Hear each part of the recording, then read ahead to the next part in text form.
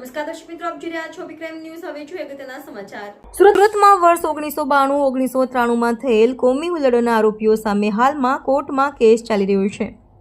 આ મામલે આરોપીઓ પર નજર રાખવા હુલ્લડોના કેસના સાક્ષી અને જાહેર સેવક દીપકભાઈ આફ્રિકાવાલાએ આજે સુરત પોલીસ કમિશનરને આવેદનપત્ર પાઠવ્યું છે.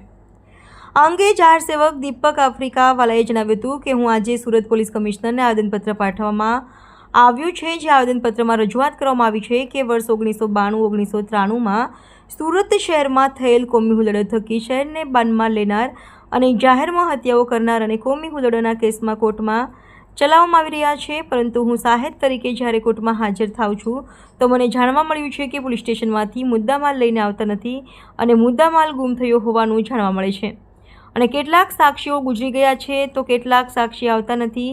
તેના કારણે આ 1992-93માં શહેરને કોમીનમાં ધકેલનાર ખૂંખાર માણસો છૂટી જાય છે અને મારી પોલીસ કમિશનરને રજૂઆત એવી છે કે આવા બધા કેસમાં ધ્યાન આપવામાં આવે અને તેઓ અત્યારે શું પ્રવૃત્તિ કરે છે અને તેની ઉપર ખાસ ધ્યાન આપવામાં આવે અને જો એની પ્રવૃત્તિ ચાલુ હોય તો શહેર ભવિષ્યમાં આ હુલ્લડોમાં સંડોવાય નહીં તેના માટે તેઓ ઉપર પગલાં લેવામાં આવે તે માટેનું આવેદનપત્ર આપવામાં આવ્યું છે. જે તે સમયે આ બનાવો નાનપુરા, સોનીફળિયા, ભાગા તળાવ, કોર્પોરેશન ઓફિસની પાછળ, બડેખા ચકલા સહિતના 8 કેસમાં તેઓ સાક્ષી છે. રિપોર્ટર નૈતિક રેશમવાળા, સુરત. હું દીપક આફ્રિકાવાલા જાહેર સમાજ સેવક છું. પોલીસ કમિશનર સાહેબને મળવા માટે આવ્યો છું અને આવેદનપત્ર આપું છું. 1992-93માં સુરતમાં ખૂંખાર ગુનેગારોએ ઘણા મર્ડર કર્યા છે અને ઘણાને મોતને ઘાટ ઉતાર્યા છે, ખાનગી ફાયરિંગ કર્યા છે. તે ગુનાઓ હાલમાં કોર્ટમાં ચાલવા પર આવ્યા છે અને કોર્ટમાંથી મારી ઉપર સાહેબ સમન્સ આવે છે. એટલે હું સાક્ષી તરીકે કોર્ટમાં જાઉં છું તો મને જાણવા મળ્યું છે કે પોલીસ સ્ટેશનમાંથી મુદ્દામાલ જમા થતો નથી અને ઘણા સાક્ષીઓ ગુજરી ગયા છે અને ઘણા સાક્ષીઓ આવતા ડરે છે.